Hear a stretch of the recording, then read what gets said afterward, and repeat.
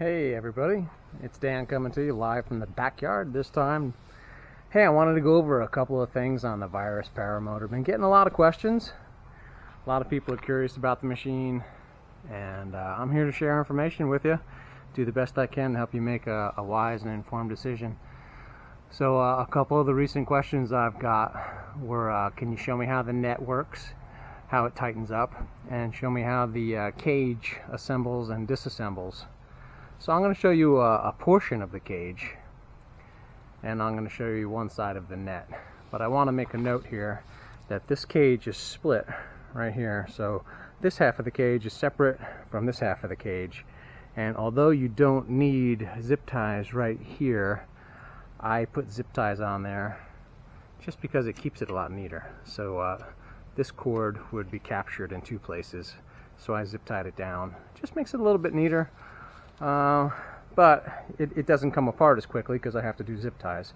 So if I needed to separate the cage totally to transport it, I'd have to cut my zip ties. Again, you don't need to cut the zip ties. You don't even need to put them there. I only put them there for convenience because I like things nice and tidy.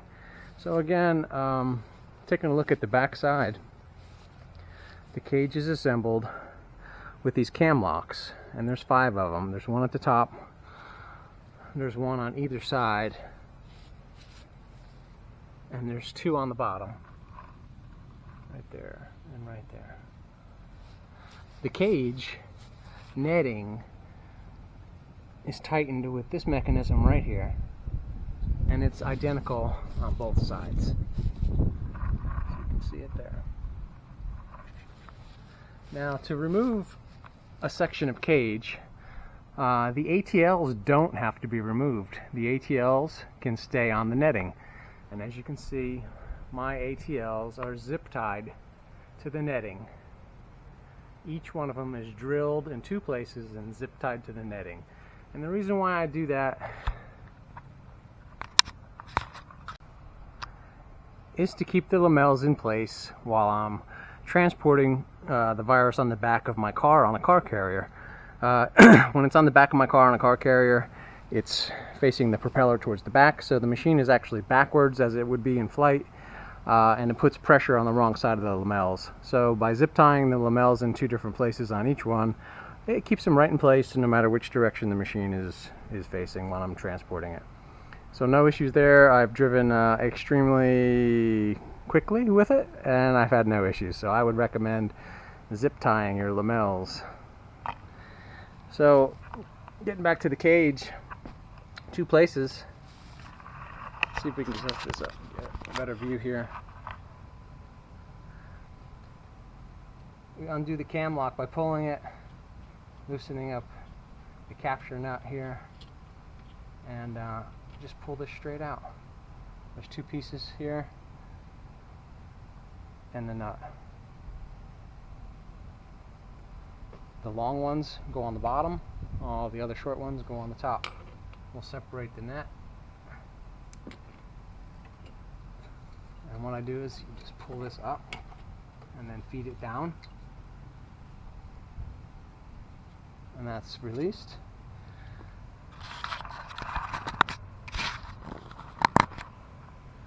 This one is the same, we'll release it here.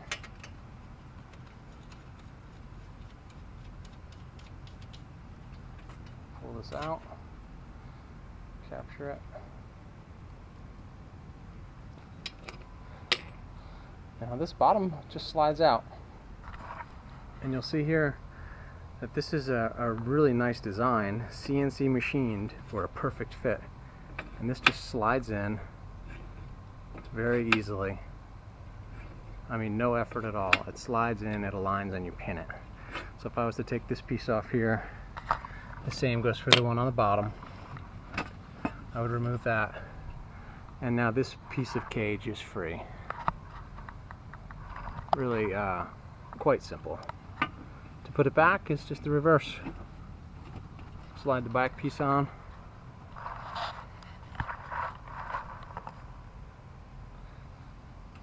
Slide the front on. We'll grab our short pin put it through.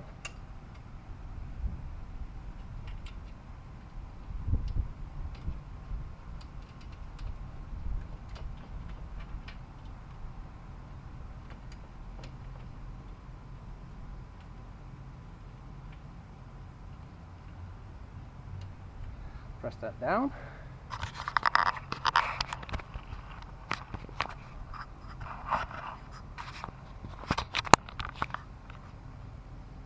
Very similar for the bottom.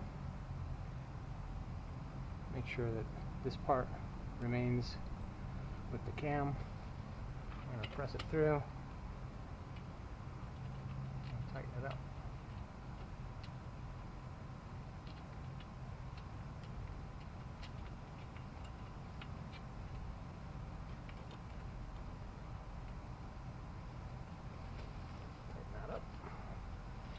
That's right. And now for the net. You can see it's really simple. You're going to take this piece here. We're going to run it up from the bottom through the top. We're going to pull up as tightly as you can, and then down. And that is tight. You could kind of put this however you'd like to capture all the excess. Whatever works best for you.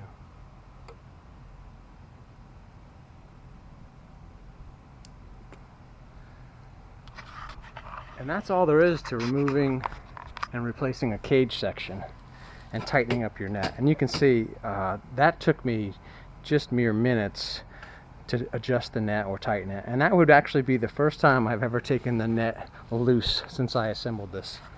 So I've got 20 hours on the machine right now, and it's been absolutely trouble-free. 20 hours of actual flight time, not one single problem. I gotta tell you that this Virus Paramotor is just extremely well built, extremely strong, and extremely over-engineered to be a very reliable and fantastic piece of machinery. You know, when I had this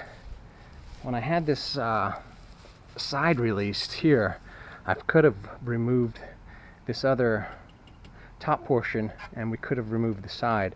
And I could show you how that happens really quickly, just to give you again another example of how quick you can adjust this machine. So we're going to go through the same process. I'm going to remove these pins kind of quick. I'm going to loosen up that side of the net again by just pulling it out of the capture area and down low and remove it. I'm going to remove this piece here once again.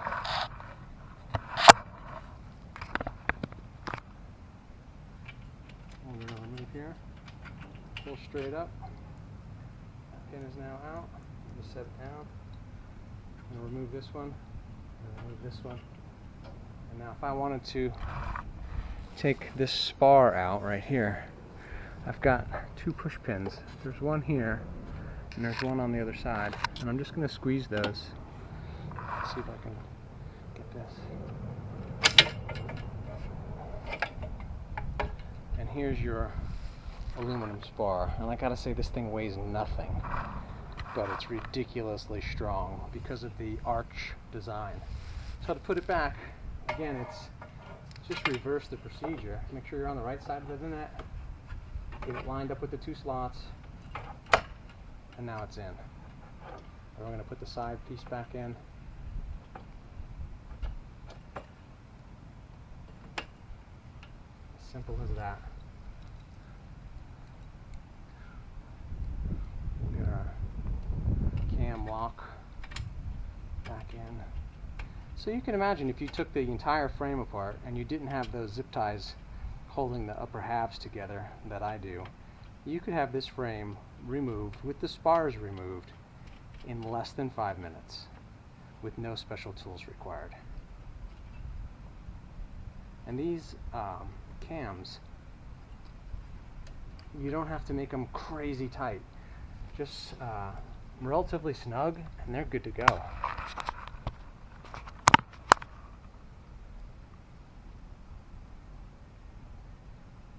This one back in the bottom.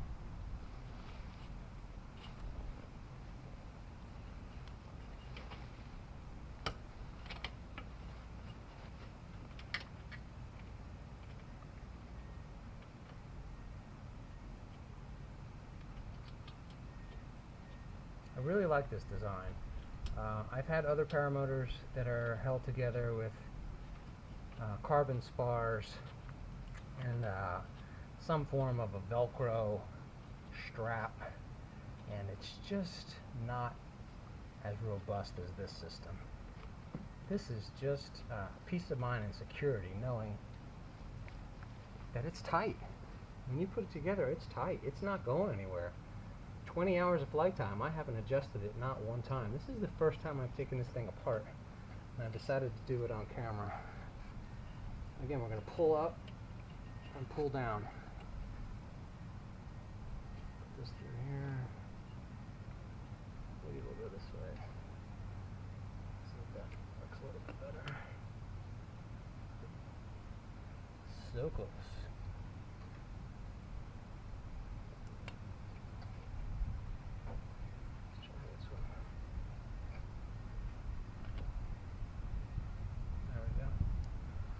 And that's it. It's in, it's tight, it's not going anywhere. A couple other things that I've done. I've added the Vitarossi carbon cooling shroud. It's the new style that attaches from the side. Once I've installed it, I haven't moved it. You don't need to remove it to check your spark plug, but you do need to remove it to tension the head. So I waited until the engine was broken. I retensioned the head, then I put the carbon cover on. You can access your spark plug just by removing this boot and this cover, and you have plenty of access for a spark plug wrench to get in there. The propeller I've taken off just once and then reinstalled it, retorqued the bolts and the hardware just to make sure it was properly torqued, and that was the only reason why I took it off, actually. The harness, we've talked about the various positions that you can mount this harness. It has 3 positions on it, and you can see it better from the back. There's a low setting here, there's a medium setting here, and there's a high setting here. And what that does is it changes the point at which your harness attaches to the frame. So you can, in essence, raise or lower the machine on your back. And as I mentioned in one of my previous videos, that was paramount in getting the correct thrust angle for me. So originally I started in this high hole here, and I am a 6-foot person, 186 pounds, and I found that I was pitched downward a little bit. So I took the harness and just changed this hole to the middle, and that made it absolutely perfect on my thrust line. Really liked the position, haven't had any issues with it. You can see here how I've routed this throttle cable. Tried to keep it as straight as possible. You kind of have to go under this portion right here. So by leaving this low, you can kind of keep it nice and straight. And then come around here and come down. It's important that you don't get any kinks or sharp bends in your throttle cable, or else you might have some irregularities when you're trying to operate your throttle, or when you raise or lower your arm, your throttle may actually operate. So it's important to make sure you got that right. Another question that people talk about is the swing arm design here. You can see that there's 2 offset discs that come with the machine, and that's to help offset torque. So this arm is actually further out than the left arm. You can also see how this swing arm is attached to the frame here in the back, and how the swing arm rotates on this pin right here, right? This pin is unlike just about every other design out there. There's not a bolt that goes through here and all your weight is being carried on a single bolt. The weight is being carried on this huge pin, and the arm rotates around the pin. So there's nothing to wear, there's nothing to replace because you want to do acro and you have to get a stronger swing arm or a stronger bolt. This system here has been simulated to 12 Gs, and in real life, an acro pilot did 162 consecutive loops with this machine. Now, I can't even do one loop, but I can't imagine what 162 loops does to a person and the machine that he's on. So if this thing can take that kind of G-force and that kind of centrifugal force with the pilot, unbelievable testament to the strength of this. A couple of paramotors that I can think of have a similar engineering design where they don't use a bolt through here, and if you do your research you'll find out who those are, and those are the designs that I wholeheartedly believe are superior to using any bolt that goes in the side.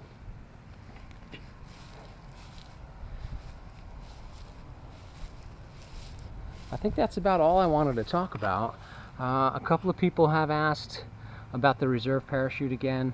Do you need a reserve parachute? No, you sure don't. This is my preference. I have always flown with a reserve, and I always plan to fly with a reserve. This particular harness, made by Avasport, does not have a side pocket, so you have to use either a regular or a light weight reserve parachute that would mount on the front. You can get numerous different styles. This is called a flight deck because it has a large Velcro area in here, and so big that I have an iPad sitting there, and I use that for flight instruments. You can get much smaller reserves that don't have a flight deck, that have a different style container, and that are even lightweight, almost half the size and weight of this particular reserve. But the weight didn't bother me at all. It's 4.5 pounds. I would like the flight deck option to be able to Velcro my phone or gadgets to it. So that was the reason why I ended up with what I have right here.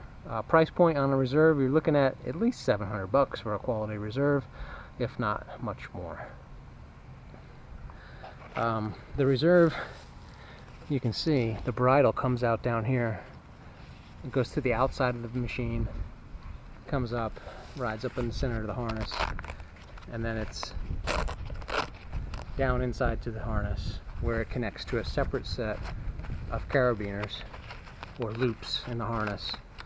So in the event that you deploy your reserve parachute, you're going to be suspended by the harness, which is attached to the frame, and you and the machine will glide down at whatever your rate is on your reserve parachute.